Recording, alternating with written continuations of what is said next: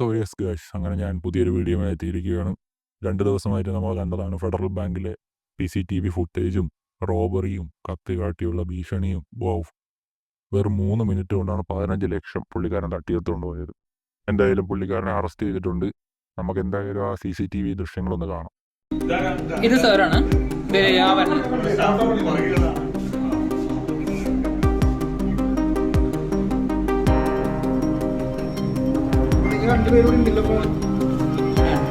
കത്തി കാണിച്ചാറുണ്ട്, പേടിച്ചാറുണ്ട്.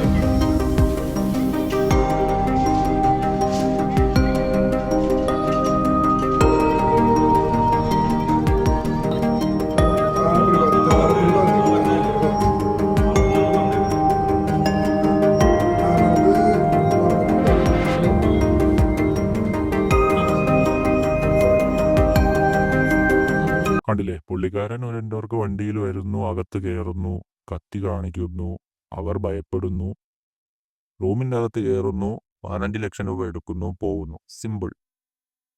നമുക്ക് കാണുമ്പോൾ ആദ്യം തോന്നും ആ ഉദ്യോഗസ്ഥരൊക്കെ അറിഞ്ഞിട്ടാണെന്ന്. പക്ഷെ അവർക്ക് അവരുടെ സ്വന്തം തടിയല്ലേ വരൂ. അവര് എന്തുവാ അവരുമായിട്ട് സഹകരിച്ചെന്ന് മാത്രമേ ഉള്ളൂ. പുള്ളിക്കാരൻ വന്നൊരു കത്തിയൊക്കെ കാണിച്ചിട്ട് അറിഞ്ഞൂടല്ലോ പുള്ളിക്കാരൻ്റെ കയ്യിൽ വേറെ എന്തെങ്കിലും ഉണ്ടോ എന്നൊന്നും ഒരു ഐഡിയയും ഇല്ല.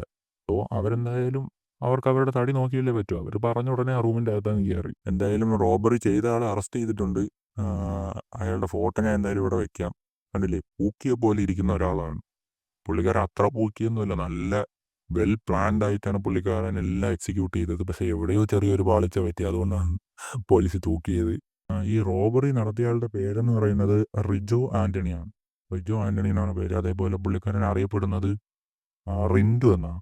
അതായത് അവരുടെ ലൊക്കാലിറ്റിയിലെ റിൻഡു എന്നാണ് അറിയപ്പെടുന്നത്. പുള്ളിക്കാരൻ നല്ലൊരു സെറ്റിൽഡ് ആയിട്ടുള്ള വീടൊക്കെ ഉണ്ട് പുള്ളിക്കാരന് സ്വന്തമായിട്ട്. അതായത് ഞാൻ ഫോട്ടോ ഇവിടെ വയ്ക്കാം.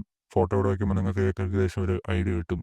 അത്യാവശ്യം നല്ലൊരു വലിയ വീടാണ്. അപ്പോൾ അങ്ങനത്തെ ഒരു വീട് അഫോർഡ് ചെയ്യണമെങ്കിൽ നമുക്ക് ആലോചിക്കാവുന്നതേ ഉള്ളൂ എത്രത്തോളം പൈസ വേണ്ടി വരുമെന്ന്. അതേപോലെ പുള്ളിക്കാരൻ പുറത്താണ് ജോലി ചെയ്തുകൊണ്ടിരുന്നത്, UAE-ലെന്തോ. അപ്പോൾ 2020 ശേഷം പുള്ളിക്കാരൻ ജോലിക്കൊന്നും പോയിട്ടില്ലെന്നാണ് അവിടുത്തെ നിവാസികൾ പറയുന്നത്.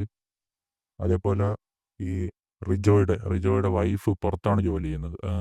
പുള്ളിക്കാരനെ പോലെ തന്നെയാണ്. റിജോയുടെ വൈഫ് എന്ന് പറയുന്നത് ഒരു നേഴ്സാണ്. അപ്പം നമുക്ക് മനസ്സിലാക്കാം എത്രത്തോളം സാലറി ഉണ്ട്. എങ്ങനെ നോക്കിയാലും പുറത്താണെങ്കിൽ നേഴ്സിന് ഒരു 1 ലക്ഷം കൂട്ടിക്കോ. അപ്പോൾ എന്തായാലും അത്യാവശ്യം നല്ലൊരു രീതിയിൽ ജീവിക്കാനുള്ള സാലറി കിട്ടുന്നുണ്ട്. എന്നിട്ടാണ് പുള്ളിക്കാരൻ ഇങ്ങനെ ഒരു സംഭവം ചെയ്തത്. അതെന്തിനാണെന്നൊരു പിടിയും കിട്ടുന്നില്ല.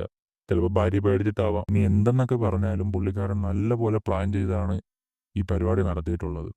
നമുക്കെന്തായാലും പുള്ളിക്കാരൻ്റെ മോഡസ് ഓഫ് ഓപ്പറാൻഡി നമുക്കൊന്ന് കണ്ടു കളയാം. ഓപ്പറേഷൻ വളരെ പ്ലാൻഡ് എന്ന് പറയുന്നത് അയാള് ഹെൽമെറ്റ് വെച്ചു. ഹെൽമെറ്റ് വെക്കുന്നതിന് മുമ്പ് തന്നെ അകത്ത് ഇയാളൊരു മങ്കി ക്യാപ്പ്, ഒരു മാസ്ക് വെച്ചിട്ടാണ് ഹെൽമെറ്റ് വെച്ചത്. കാരണം ഒരു തരത്തിലും ഐഡന്റിഫൈ ചെയ്തു.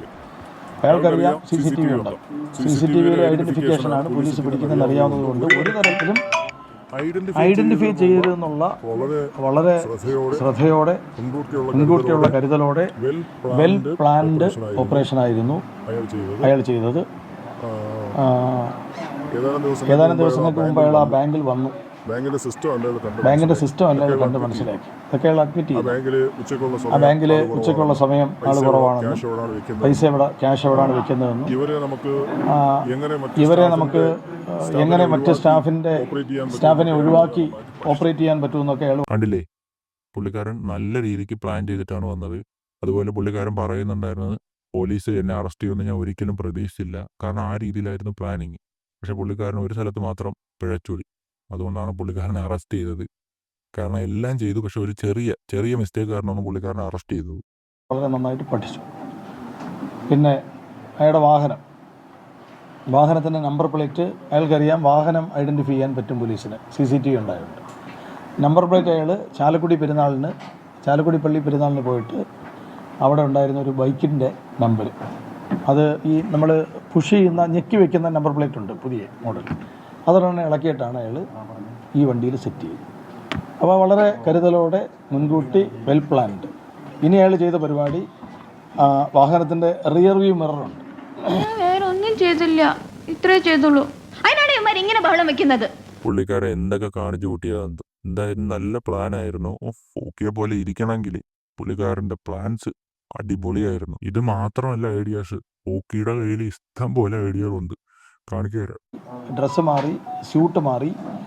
പിന്നെ പക്ഷേ ഷൂവിൻ്റെ അടിയിൽ ഒരു നമ്പർ, ഒരു കളർ ഞങ്ങൾ ശ്രദ്ധിച്ചിരുന്നു. ഷൂവിൻ്റെ അടിയിലെ ആ കളറാണ് ഞങ്ങൾക്ക് ഒരു ഹിൻ്റായത്.